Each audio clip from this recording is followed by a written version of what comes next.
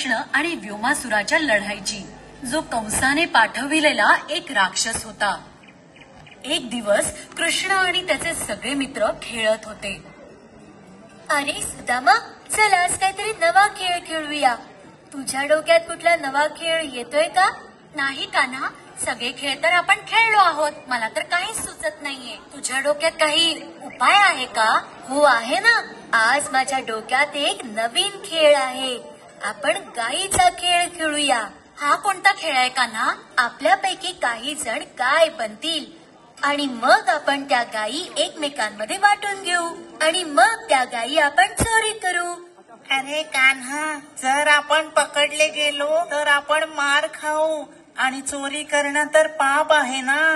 अरे माझ्या छोट्या बालमित्रा, आपण खेळात चोरी करणार आहोत. आपण खरी चोरी थोडीच करणार आहोत. चल आता खेळ खेळूया. सांगा, कोण बनेल गाय आणि कोण बनेल गुराखी? मी तर गुराखी बनणार. मी गाय नाही बनणार. मी पण गुराखीच बनणार. माझ्या तर कमरेत दुखतंय म्हणून मी गाय नाही बनू शकणार. खेळ सुरू होतो. कृष्णाचे 2-3 मित्र गाय बनतात आणि 2 भागात विभागले जातात. एक भाग बलरामचा आणि एक भाग मधूचा. मधूच्या भागात 3 गायी येतात आणि बलरामच्या भागात 2 गायी येतात. दोघेही आपल्या गायी घेऊन वेगवेगळ्या दिशेला चरायला घेऊन जातात. सगळी मुले गायीचा आवाज काढतात. अरे खूप मजा येतेय. हा तर खरंच खूप वेगळा खेळ आहे. तेव्हाच एक व्योमासूर नावाचा राक्षस त्यांच्या मागे येतो. कोणाला त्याची चाहूल पण लागत नाही. तो श्रीकृष्णाच्या शोधात आला होता. त्याला माहित नव्हतं की यातील श्रीकृष्ण कोण आहे. त्यामुळे तो त्यातील 2 गायी घेऊन पळून जातो आणि जाऊन एका गुहेत ठेवून देतो. तू कोण आहेस आणि असा का दिसत आहेस? तू कोणी राक्षस आहेस का? तुला काय पाहिजे? आम्हाला इथे का उचलून आणलेस? गप्प बसा मुलांनो, जास्त बोलू नका, नाहीतर मी तुम्हाला खाऊन टाकेन. लवकर सांगा, तुमच्यापैकी कृष्ण कोण आहे? सगळी मुले व्योमासूरचा विशाल महाकाय रूप बघून घाबरून जातात. माहित नाही कृष्णाबद्दल का विचारत आहे. कोणीही आपले तोंड उघडत नाही. सगळे म्हणतात की आम्ही कृष्णाला ओळखत नाही. व्योमासूर मुलांना गुहेत कोंडून परत कृष्णाला शोधायला निघून जातो. तो गावातील शेतकऱ्यांना उचलून हवेत घेऊन जातो आणि त्यांना विचारतो, मला सांगा, कोण कंसाच्या मागे लागला आहे? कोण कंसाचा शत्रू आहे? मी एका मुलाचा शोध घेत आहे. मला माहित आहे तो मुलगा कृष्ण आहे, पण कृष्ण आहे कुठे? मला त्याचा ठिकाणा पाहिजे आहे, नाहीतर मी तुम्हा सगळ्यांना जीवे मारून टाकेन. मला खरंच माहिती नाहीये कृष्ण कोण आहे. मी तर त्याला ओळखतही नाहीये.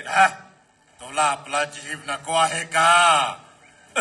तुला हवं तर आम्हाला मारून टाक, पण मी कृष्णाचा ठिकाणा नाही सांगणार. जोपर्यंत तुम्ही मला कृष्णाचा ठिकाणा नाही सांगत, तोपर्यंत तुम्हाला इथेच बंद करून ठेवणार मी. असे बोलून तो परत कृष्णाला शोधायला निघून जातो. इथे बलराम आणि मधूमध्ये वाद होतो. हे बघ कृष्ण, माझ्या सगळ्या गायी चोरीला गेल्यात. या मधूने माझ्या सगळ्या गायी चोरल्यात.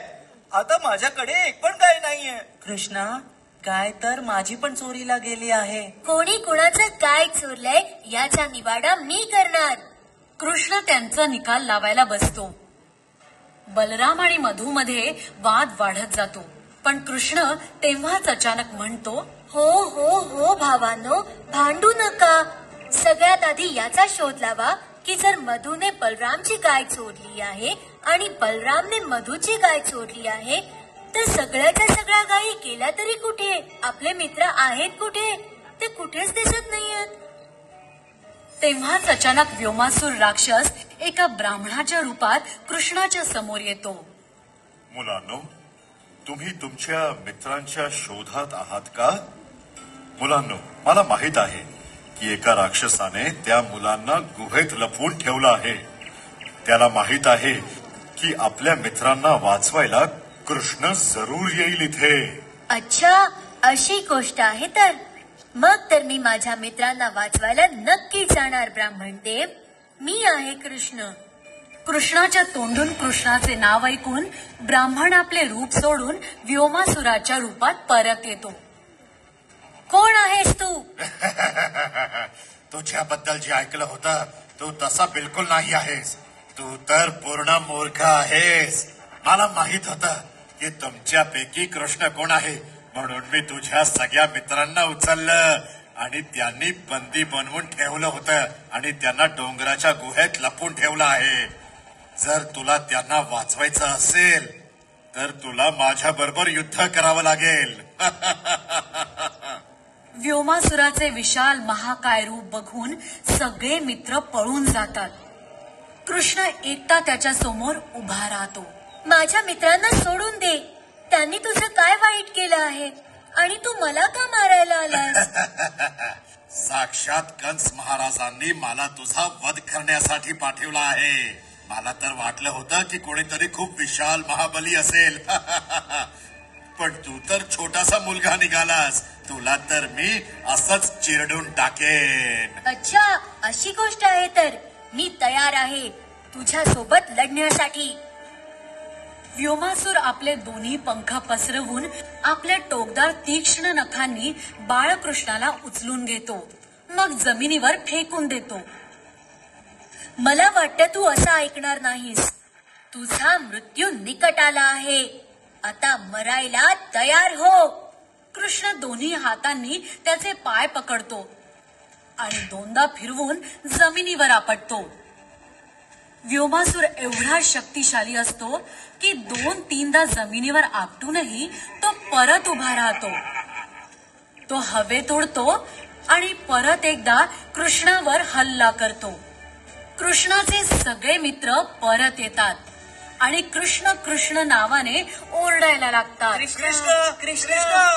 मित्रांनो, चिंता नका करू. हा मला साधारण बालक समजत होता. याला तर मी मारूनच टाकणार, कारण याच्याकडे आपले सगळे मित्र आहेत. तुम्ही चिंता नका करू. तेव्हाच अचानक व्योमासुर आपल्या तीक्ष्ण नखांनी कृष्णावर वार करतो. हे बघून कृष्णाला खूप राग येतो.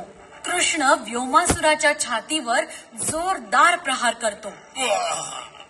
तेव्हाच अचानक व्योमासुराच्या शरीरातील हाडे तुटून जातात आणि तो जमिनीवर जोरात पडतो आणि तिथेच मरण पावतो. कृष्ण व्योमासुराचा वध करतो. बरं झालं कृष्णा, तुला काही झालं नाही. राक्षस तुला मारायला आला होता आणि म्हणूनच त्याने आपल्या सगळ्या मित्रांना बंदी बनवलं होतं. पण तू त्याचा न घाबरता सामना केलास आणि त्याला मारून टाकलं. हो कृष्ण, जेव्हा पण काही संकट येतं तेव्हा तूच संपूर्ण गावाला वाचवतोस, सगळ्यांचे रक्षण करतोस. आज जर तू नसतास तर माहित नाही आमचे सगळे मित्र आम्हाला एक एक करून सोडून गेले असते. हे सगळं तर ठीक आहे, पण या राक्षसाने आपल्या सगळ्या मित्रांना बंदी बनवलं आहे. ती जागा कुठे आहे? अरे सुदामा, हा जेव्हा ब्राह्मण रूपात इथे आला होता तेव्हा याने स्वतःच्याच तोंडाने सांगितले होते की त्याने आपल्या सगळ्या मित्रांना डोंगरावरच्या गुहेत ठेवले आहे. कृष्ण, बलराम आणि मधु आणि बाकीचे मित्र डोंगरावर जातात आणि त्या गुहेला शोधतात.